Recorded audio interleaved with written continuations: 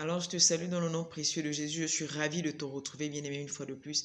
Ce message est pour celui-là qui traverse une difficulté émotionnelle en ce moment, qui est éprouvé, une personne qui a perdu un membre de sa famille, qui vraiment le soutenait, un membre de sa famille qui était très proche de lui. Alors, bien-aimé, je voudrais te dire à la base que Dieu est fidèle, il ne va jamais te laisser tomber. Que dans cette épreuve douloureuse, le Seigneur soit ton soutien, qu'il soit ta force. Les hommes vont certainement tout te dire, ils vont venir t'encourager, ils vont venir, bien aimé, parfois même t'apporter des présents. Mais au fond de toi, il y aura toujours ce vide.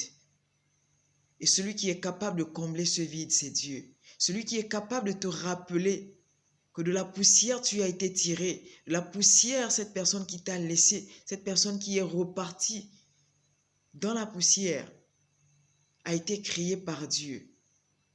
Dieu est capable de te rappeler cela pour t'emmener à prendre conscience qu'également toi, tu partiras. Mais lorsque tu partiras, où est-ce que tu iras? Où est-ce que tu iras? Dieu est capable de venir penser cette plaie. Dieu est capable de venir penser cette douleur que tu ressens. Dieu est capable de venir la dissiper. Certes, les souvenirs vont rester, mais la douleur sera gérée par Dieu. Alors donne à Dieu la possibilité de te guérir. Donne à Dieu la possibilité de rentrer en action. Donne à Dieu la possibilité de te tenir par la main et te soutenir. Ne te dis pas c'en est fini. D'autres même pensent que quand ils traversent des situations comme ça, lorsqu'ils perdent des parents qui étaient très chers, qui étaient vraiment proches à eux, ils se disent, Seigneur, pourquoi tu y as permis? Seigneur, pourquoi c'est arrivé? Pourquoi maintenant? Le plan de Dieu n'est pas celui des hommes. Comprenons que tôt ou tard, nous partirons. Comprends que le temps de Dieu, certainement pour ton parent, était arrivé. Il est fort vrai que sur terre, beaucoup de personnes écourtent la vie des autres.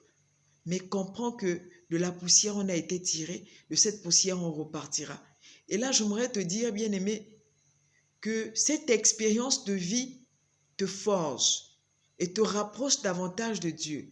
Que cette expérience de vie t'emmène à réaliser que de la même façon, ce parent proche, de la même façon, ton époux, ta maman, ton père t'a laissé, de la même façon, tu partiras. Mais où iras-tu? C'est le moment de prendre conscience de là où tu iras après ta vie sur terre. C'est le moment de prendre conscience que la terre ne va pas nous accueillir éternellement. C'est le moment de prendre conscience qu'il faut se repentir et revenir de ces mauvaises voies. C'est le moment de prendre conscience que tout ce qui est apparent, tout ce qui est cher, tout ce qui est bien-aimé, physique va rester. Job peut dire dans le livre de Job 1 que du sein de sa maman, il est sorti nu, il repartira nu. Alors pourquoi tu t'attaches à ce qui est matériel? Pourquoi tu t'attaches à ce qui va rester au lieu de t'attacher à Dieu? Aujourd'hui, j'aimerais te dire, bien-aimé, attache-toi à Dieu. Alors tu vivras éternellement. Quand bien même ton corps, ta chair va mourir, mais ton âme va subsister. Pourquoi? Parce que tu aurais fait la volonté de Dieu, parce que tu aurais servi Dieu, parce que tu aurais pris conscience que la vie sur terre bien-aimé, est une préparation pour le ciel. La Bible me dit que Job a perdu tous ses enfants. Et alors là, il va dire, le Seigneur a donné, le Seigneur a repris. Et lui encore, il avait compris que tout ce qu'il avait eu venait de Dieu. Alors j'aimerais te dire, bien-aimé, de prendre courage. Tout ce que tu as obtenu, tout ce que tu as eu la grâce de rester à côté de cette merveilleuse personne à qui tu étais attaché. Aujourd'hui, le Seigneur t'interpelle que si elle est partie, tu partiras également. Mais attache-toi à Dieu.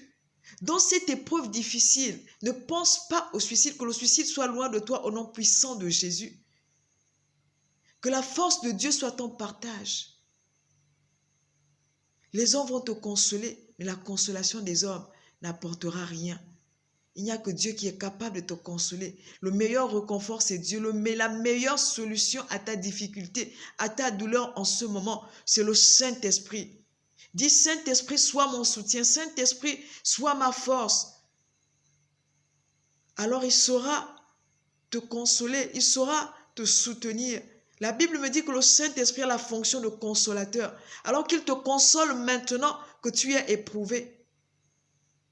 Job n'a pas maudit Dieu. Job n'a pas abandonné Dieu. Bien au contraire, lorsqu'il a appris que tous ses enfants sont morts, il a déchiré ses habits. Il s'est prosterné face contre terre. D'où la reconnaissance de Job à l'endroit de ceux qui lui avaient donné. Par la suite, il va dire dans le livre de Job 1, verset 21, Dieu a donné, Dieu a repris. Que le nom de l'Éternel soit béni. Alors bien aimé, bénis Dieu dans cette épreuve douloureuse et tu verras qu'il va te fortifier, il va te soutenir. Dieu te bénisse, qu'il soit suffisamment ton soutien et ta force dans le nom précieux de Jésus. Seigneur, merci de soutenir cette merveilleuse personne.